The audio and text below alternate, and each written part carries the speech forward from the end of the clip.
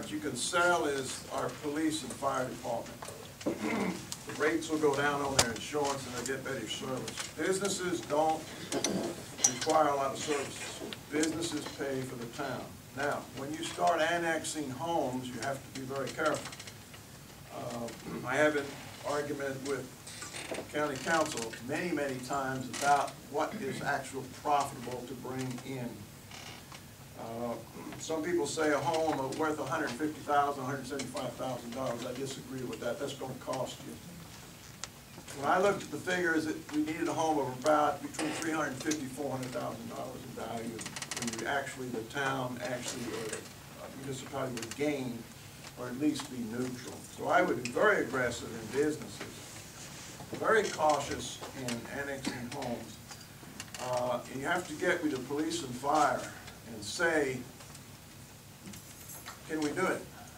You don't necessarily want to have to build another fire station, hire 5 or 6 more policemen. So we have to move cautiously. But every business around, I would annex. Thank you. Mr. Mayoral? Yes. I've had the privilege to talk to several police personnel, also our fire chief on this issue, and many other folks. And here's the long and short of all of this. Annexation allows us to have conformity. It allows us to build a bridge of trust and transparency with people so we all are receiving the same quality of services. By eliminating duplication, we can be much more efficient. By being more efficient, we're reducing our costs. Also, they are being the beneficiary of a better service. And anytime you have a better service, you have a better community. And so that is why, and I've been very public about this, that I believe the next mayor needs to serve 2 full or 3 full terms. Because it's going to take years to build bridges of trust and understanding on why you should be annexed in. It's not going to happen on one blush. It's going to be a methodical game plan to understand what are we all doing here together. What is the future of Summerville? What are we trying to provide anyway? And that is a quality of service, more opportunities for economic growth, better transportation, safer highways. All of these things are part of us. And we'll do that through annexation, through businesses, and through homes. You know, right on where my office is, there are almost 1,200 rooftops going in town of Summerville. So all those need to be part of our town, so they can all say we're all Summervillians and sharing the same costs and enjoying the same benefits. Dr. Lomax, the next question is yours. What is your vision for the town of Summerville if you are elected mayor? My vision is it would be wonderful to have the town like the older part of town with mixed use, small houses, big houses, this size property, that size property, this house facing that way, this house facing that way. You walk through the older part of town and it's a pleasure. You go through what I call cookie cutter developments. I have nothing particularly against, but it's not enjoyable. What's there now, we're stuck with. But any new land, and I would be very aggressive in trying to bring in new land, we need to force developers, and they will do it, to make what I call mixed use. Where my daughter lived in Gainesville, I bought her house for $175,000, small little place, same development, $3 million home, same development, mixed use. Golf course, riding facility, unbelievable. So that's my vision for the town. Mr. Mayoral? Well, my vision for the town of Summerville is nothing short of outstanding. We're going to make Summerville the finest town to live in the United States of America.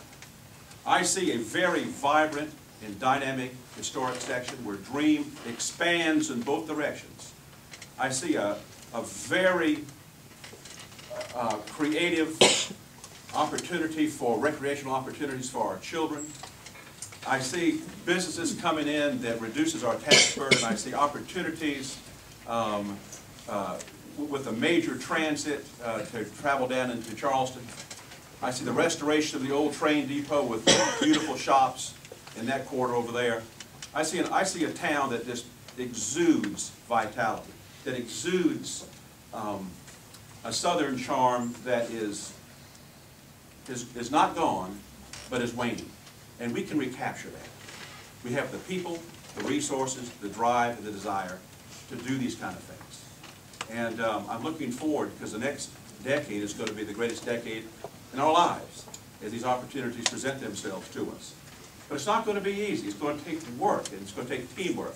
And that's encouraging, because together we can do extraordinary things.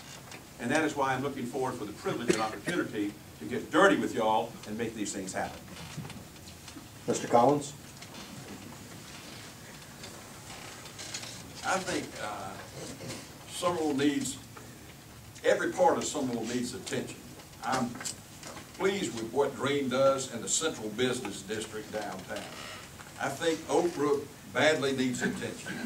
I think the quadrant above the railroad tracks in Summerville needs attention. I think the Knightsville area needs attention. And what I'd like to see is I'd like to see us work on those different projects together. I think we can do it with TIF districts. I can see the district above the railroad track, from the railroad track to 78 on the right-hand side in front of the post office. A lot of little cottages there now.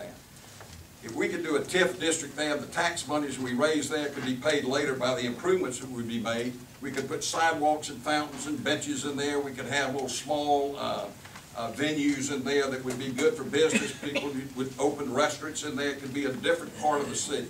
I'd like to see us develop a little boutique hotel in downtown Summerville where people could stay and walk to things downtown. We have the hotels out by the interstate, but those are in Berkeley County. They're not in the town of Summerville. So I'd like to do that. I'd like to bring tourism, increase tourism in Summerville. You know, they are bringing a cruise ship every week into Charleston now. I think we ought to take a couple of buses to Charleston. When those ships dock, put those tourists, we'd have to arrange this with the cruise ships and the cruise directors, but I think it could be done. It's certainly be done if you try. Put those people on a bus and give them a 20-minute ride up to Summerville where they could spend the day. On the way, they might stop at Middleton or Magnolia or even Cypress Gardens, but they'd come into Summerville, they'd shop, they'd dine, we'd put them back on the bus and take them back downtown. We'd get the revenue, we wouldn't get the problems with our schools, and increase traffic. But there are a number of things that we can do in my vision. I think our vision should be limitless, and I want to have public forums where you can come in and tell us what you'd like to see. We'll put together a wish list. Thank you. Thank you. Y'all are warmed up now, right? Here it comes. Mr. Myler, you get it first. Are you in favor of the completion of the Berlin G. Myers Parkway, and why? If not, then what is your alternative proposal? Absolutely. One of the biggest needs that Summerville faces is our transportation issues. We are in a congestion bottleneck.